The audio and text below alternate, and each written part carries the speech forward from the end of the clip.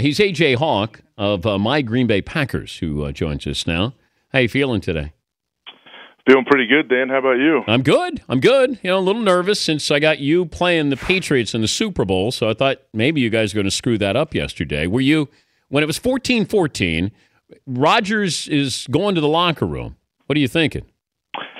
Well, I mean, to be honest, I didn't think he was coming back. Usually when a guy goes to the locker room, it's not a good thing, especially when it was kind of 2 weeks in a row of tweaking whatever he did in his leg. I didn't think he was coming back, but then all of a sudden he appeared out of the tunnel like Willis Reed, and the crowd started clapping, and everyone went nuts, and he came back and put on a show. Do you think he did it knowing that that would cement the MVP? That if you go to the locker room and then come back, and the crowd, you know, snow is coming down, and he throws a touchdown pass. Come on. I mean, you know, there's a good chance that it was all part of his master plan, you know. 16th game, home game, Lambeau, the snow. You're right. It all kind of, now that I think about it, someone might have set that up. Aaron might have had some people, you know, some of his marketing guys really put a bug in his ear, and he executed to a T if that was his plan. But he already knew what J.J. Watt had done earlier with 3 sacks, you know, fake blood, got a safety. So I think that Rodgers had to go a little bit deeper into you know, and he was a drama major, I think, at Cal. So you saw that yesterday. That was on full display. Well, maybe if he would have, you know, pulled like the old WWF wrestling tricks and had a little switchblade in his wrist, and he like slit his face open a little bit, and just a little trickle of blood down his face. You think that would have given him really cemented the MVP? Oh no, he's got it. He won it yesterday. Yeah, I agree with you. I think I 100% agree, but we could have even taken this over the top a little more, maybe. Okay. Were you ready to go out and defend Rodgers if push came to shove after Sue stepped on him? See, in the moment, I stand up and watch our offense play the whole time. I didn't see it live. I heard about it from other people basically after the game. But Sue's a big, strong man, yeah, and I think our offensive linemen were they take great care of Aaron. But it's a weird thing, isn't it? It seems like that seems to happen a lot with Sue and multiple different people. He stepped on our guy Evan Dietrich Smith a couple of years back too, so he kind of has a history in Lambeau Field of doing things like that. Okay, you saw it. Intentional? From what people told me before I saw it, I was like, oh man, that sounds brutal. And then after I saw it, I'm not really sure. I'm kind of on the fence. I definitely think he knew he was stepping on something, whatever part of his foot or ankle, whatever, and he didn't need to put all of his weight on it, that's for sure. He kind of pushed off of Aaron's ankle, so I don't know. What did Sue say? Did he make a comment?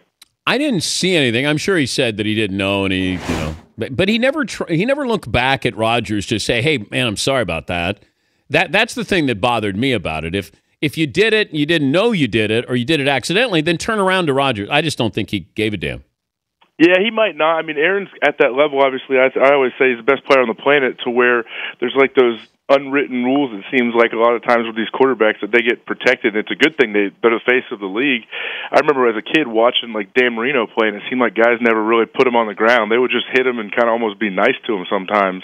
And I think that's obviously where a guy like Aaron's in that same league. But a guy like Sue, at least I don't think he has those unwritten rules in his mind. Well, but he doesn't get the benefit of the doubt, though. He is not earned the benefit of the doubt. Yeah, that's a big thing with the commissioner too. I know if you have a past history, whatever it may be, if it's helmet-to-helmet contact or, you know, infractions like that, they take into account whenever they're trying to figure out what they're going to do about it, whether it's a fine or whatever. So yeah, it's when you have a history of it, people are definitely not going to give you the benefit, like you said. He's A.J. Hawk, the Packers linebacker, joining us, Dan Patrick Show. They get a week off after winning the North. MVP. J.J. Watt? Aaron. I mean, I love J.J. He had a crazy year. I haven't got to see everything he's done because I've been watching us and being part of the Packers wins. But, man, J.J.'s had a monster year. But, I mean, the year Aaron's put together, you got to be kidding me. And then to top it off like he did yesterday, like that was, regardless of all joking aside, that was an amazing performance and gutsy performance for a guy basically hobbling on one leg. Yeah, but, okay, we expect Rodgers to be great. He's won an MVP. J.J. Watt is doing something that we haven't seen in decades. Does that factor in? And you being a fellow defensive player, I thought you'd have a little bit of acknowledgement for your brethren there, that you might say, all right, Aaron's great, but I expect him to be great. J.J. Watt, that was something a little special.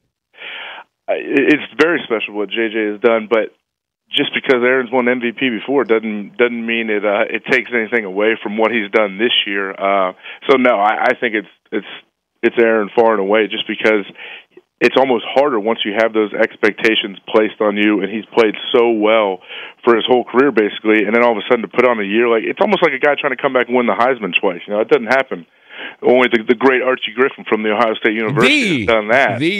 By the way, how nervous are you with your Buckeyes against Alabama? I feel pretty good, honestly. Third string quarterback comes in and lights it up. It's like whoever they throw in there, it seems to be a stud. And there's one thing Urban Meyer can do. We all know it's recruit great players, and he has done a great job of that. So I feel good about it. We got Eddie Lacy and Clinton Dix over here, and Hubbard, some other Alabama guys that feel confident for them. But you got a bet going on? Good about it. I do not. No, Eddie's such an awesome guy and a laid-back, fun-loving guy that we don't even, we talk about it, but we don't have a bet going on. We just want to enjoy the game and watch it. Okay. How nervous are you with Jim Harbaugh coming to Ann Arbor?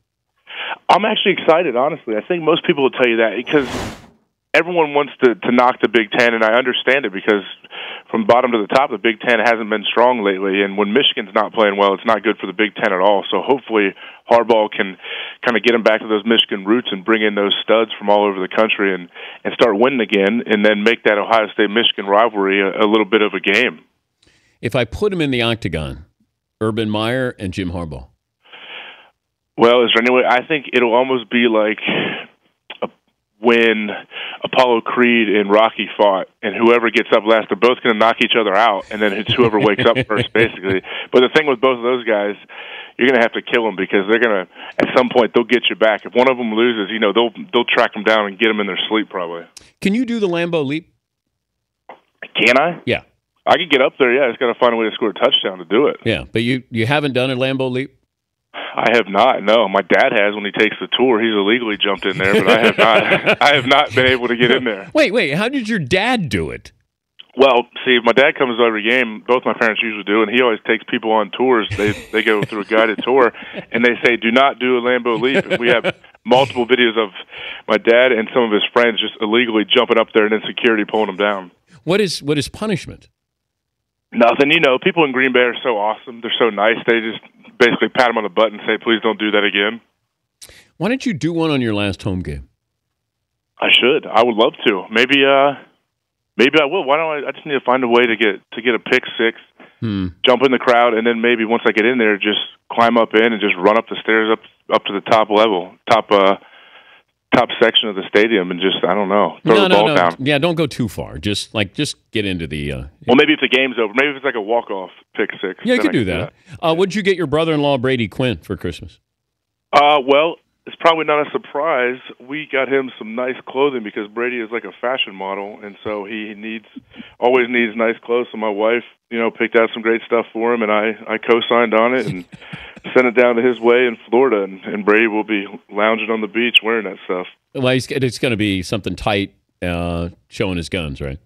Tight, yeah, showing off his nice olive skin that he's got down there, living in Fort Lauderdale, and his perfect hair, and he's just such a handsome devil. That's why you hate quarterbacks, right? Yeah, it's like what didn't God give those guys? I know. Like you would hate Brady, right? Isn't there a part of you that just says, damn him? Well, I knew. See, that's the thing. Before I met my wife, I'd known of Brady Quinn, obviously. He was at Notre Dame, and I even knew him from when he was in Ohio playing quarterback. So, of course, I'm like, who's this pretty boy? Who's this guy that thinks he's all jacked up, bench pressing 350 pounds in high school? And then I met him. I'm like, oh, okay, I got to hold out my judgment because he's a great guy. Well, what about Tom Brady? That guy's got everything. Oh, my gosh, yeah, Tom Brady, too. Like, you got to be kidding me. What hasn't he gotten either? He is mysterious too. I feel like he's he's just on a different planet than all of us, isn't he? Well, Rodgers is too. Has his girlfriend been around? Is he in love? Oh yeah. I mean, I don't have to ask him if you think he's in love, but they seem to be going well, and he had a great year. So why not? Super Bowl ring or engagement ring? What happens first for Rodgers? That's another great one. You are a in-depth journalist. I don't know. What about the same day? What if he did them both on the stage? Can he call her out of the crowd when he's holding up the Super Bowl, the trophy? I'm handing out the Super Bowl trophy this year. Oh, gosh. Then let's make it happen, Dan. Okay. What if he gives you the ring to hold in your pocket? Ooh, I will be the best man. Okay. I will be willing. Let's just put it this way. I promise you I will be on the podium with the Super Bowl trophy. You guys are going to have to take care of the other part of it. Okay. Well, so, we'll chip away at Aaron and see what we can do. So Olivia, if she wants to be up there on the podium, you guys win. Aaron be MVP. He comes up, and then on one knee, he announces to the world that he is ready to get engaged. Now, I mean, he's used to taking a knee at the end of a game, so he just takes a knee up on the podium. Why not? And you'll be right there with the mic to make sure we get it all on live TV. Would he cry? I hope he would cry. I hope he'd show some emotion in that moment. I cried when I got engaged to my wife. So did your wife. She went, "Oh no," and then started, "What?" She said, "Oh no, yeah, you're right." Oh man, why didn't you plan this out better? She started crying because she was upset. She was upset that I was leaning over the seat of my two-door Tahoe. Oh no, that's how you got engaged? Oh yeah, but I was young. I was like 21. You know, I was basically still in college. I didn't know. Plus, you weren't perfect. You weren't going to let her go. No way. I can't let her go. Are you kidding me? Like I said, I tricked her, and I'm still tricking her 9 years later. You're on scholarship. Hey, enjoy the week off. Good luck in the playoffs. I'll see you on the podium. Thank you very much. All right, buddy. A.J. Hong, Packers linebacker. He a goofball.